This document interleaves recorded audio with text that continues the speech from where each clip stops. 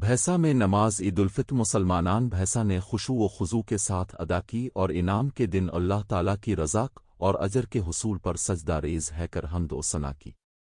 بھیسا کے علاوہ اطراف کے موضع جات کے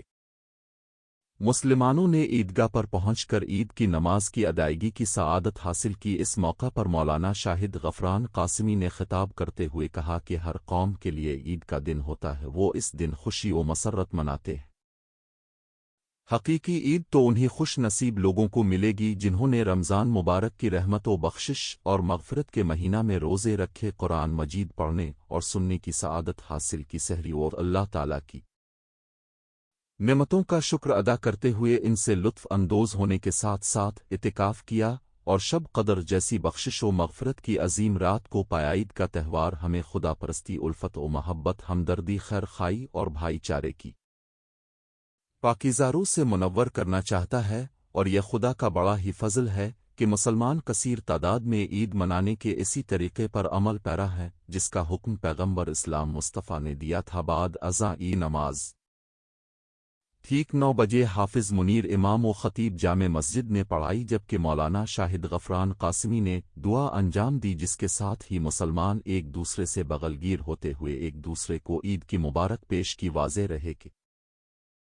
محکمہ پولیس کی جانب سے عیدگاہ پر سیانتی انتظامات انجام دیے گئے، جن میں گاڑیوں کی پارکنگ کے لیے کسی قسم کے ٹریفک کا مسئلہ درپیش نہ ہو، اس کے لیے علیحدہ طور پر پارکنگ کا انتظام بھیسا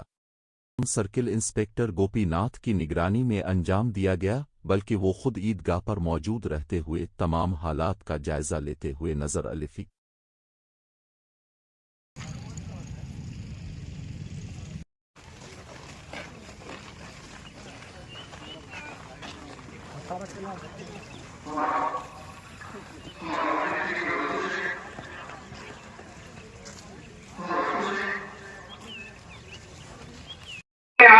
دنیا کی مشقتوں میں، دنیا کی ریاضتوں کے اندر، سخت ترین گرمی کے روزوں میں، ضعف کے باوجود، کمزوری کے باوجود میں نے قرآن کا تراویح کا اہتمام کیا، صدقہ خیرات کیے، اللہ کو خوش کرنے کے اعمال کیے۔ آج مجھ کو میرا نام اعمال دائنے ہاتھ میں روزوں کا اہتمام کیا، تراویح کا اہتمام کیا، اللہ نے توفیق دی ہے، مال خرچ کیا، اللہ نے استطاعت دی ہے، غریبوں کی مدد کی، اللہ نے توفیق دی ہے، بھلائی اور خیر کے اوپر اپنے آپ کو لگائے۔ وَذَكَرَ اسْمَ رَبِّهِ فَصَلَّى، اپنے رب کو یاد کیا۔ اور یاد کرنے کا مطلب صرف نماز کے حد تک نہیں ہے، یاد کرنے کا مطلب صرف کسی کونے کانے میں بیٹھ کر اللہ اللہ کرنا نہیں ہے، بلکہ یاد کرنے کا مطلب یہ ہے کہ پوری زندگی میں اللہ کی ذات کا استحضار ہو، چاہے وہ رمضان ہو یا غیر رمضان ہو، چاہے دن کا وقت ہو یا رات کی تنہائی ہو، چاہے کسی بھی ڈھنگ اور انداز سے وہ زندگی گزار رہا ہو، ہر وقت اس کے دل کے اندر یہ استحضار رہے کہ میرا رب مجھے دیکھ رہا ہے، میرا رب میری نگرانی کر رہا ہے۔ اب غور کریں، رمضان کا جو تربیتی پروگرام آیا، رمضان کا جو مہینہ آیا، اس کے اندر عجیب و غریب فضا قائم ہوگی، پوری انسانیت کے اوپر، پوری دنیا کے اوپر رحمتوں کی باد بہاری تھی۔ بھوک کے ذریعے سے، پیاس کے ذریعے سے، اپنی لذات کے ذریعے سے اپنے آپ کو کنٹرول کیے ہوئے تھے۔ اللہ رب العزت نے جو عبادتیں ہم پر فرض کی ہیں، ان کا تعلق دو قسم کا ہے۔ ایک تو یہ ہے جو فعلی عبادتیں ہوتی ہیں، جیسے نماز کا پڑھنا ہے، زکوٰۃ کا دینا ہے، جیسے حج کا کرنا ہے، دیگر ایسے صدقات نافلہ وغیرہ، یہ سارے کے سارے کام کرنے کے ہیں۔ اور ایک ترکی عبادت ہے۔ ترکی عبادت کا مطلب یہ ہے کہ آپ کو کنٹرول کر لیا گیا ہے کہ بھئی صبح صادق سے لے کر سحر سے لے کر شام تک حلال چیزیں، طیب چیزیں، پاکیزہ چیزیں، ان کی طرف آپ نظر نہیں ڈال سکتے، ان کی طرف آپ للچائی ہوئی طبیعت نہیں ڈال سکتے، باوجود اس کے کہ آپ حاجت مند ہیں، ضرورت مند ہیں، حلق کاٹے آلود ہو چکا ہے، زبان کے اوپر پپڑیاں آ چکی ہے، آواز نہیں نکل پا رہی ہے، تنہائی کا عالم ہے، ٹھنڈا پانی فریج میں موجود ہے، لیکن کوئی یہ نہیں کہتا کہ میں اٹھا کر اپنا روزہ ختم کر دوں، کیونکہ ذہن میں یہ بات ہوتی ہے کہ میرا رب مجھے دیکھ رہا ہے۔ اس کے اپنے گھر کے اندر اس کی اپنی حلال اور طیب بیوی موجود ہے، لیکن کوئی شہوت کی نگاہ اس پر نہیں ڈالتا، اس لیے کہ میں ایسا کروں گا تو میرا رب مجھ سے ناراض ہو جائے گا۔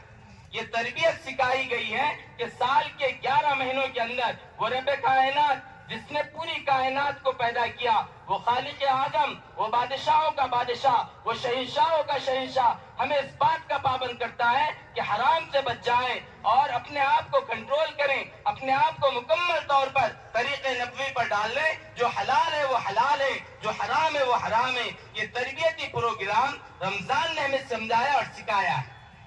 اور رمضان اسی بنیاد کا مقصد ہے، ہمارا بھوکا رہنا، ہمارا پیاسا رہنا، ہمارا اپنے آپ کو کنٹرول کرنا۔ اس سے نہ رب کائنات کی شہنشاہیت میں اضافہ ہونے والا ہے، اور ہم سب کے سب نافرمان بن جائیں تو اس کی شہنشاہیت میں رت کی برابر بھی کمی ہونے والی نہیں ہے۔ لیکن ایک سلیقہ دیا ہے کہ وہ انسان جو انسانیت کے اندر اپنے اخلاق کے ذریعے، کردار کے ذریعے اپنے آپ کو پوری انسانیت کا یعنی ایسا نمونہ بنا کر پیش کرے جس سے پوری انسانیت کے اندر امن و سلامتی ہو جائے۔ قرآن مقدس نے سمجھایا ہے کہ وہ بندے جو اپنی عبادت اور اطاعت میں رہتے ہیں، جب وہ زمین پر چلتے ہیں تو ان کا وجود جن کا وجود ساری انسانیت کو اس بات کی دعوت دیتا ہے کہ ہماری ذات سے کسی قسم کا کوئی ٹینشن یا کسی قسم کا کوئی نقصان یا کسی قسم کا کوئی بدامنی پیدا نہیں ہوگی، کیونکہ سمجھایا گیا ہے عباد الرحمن الذین یمشون علی الارض، رحمان کے پیارے بندے جب زمین کے اوپر چلتے ہیں، وَإِذَا خَاطَبَهُمُ الْجَاهِلُونَ، اور بے عقل بے وقوف قسم کے جب ان کو چھیڑتے ہیں یا کسی قسم کا ہار دلاتے ہیں تو وہ کہہ اٹھتے ہیں قالوا سلاما، ہم تو سلامتی والے ہیں، آپ کے سوال کا جواب نہیں دے سکتے۔ رمضان نے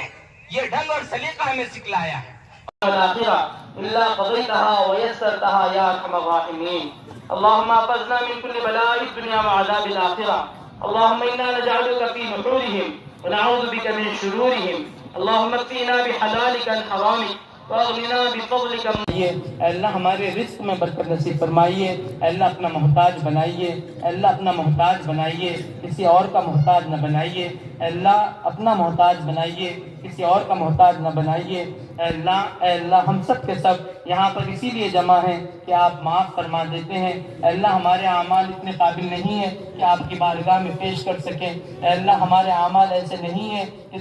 جس کا ہم آپ کو واسطہ Hey,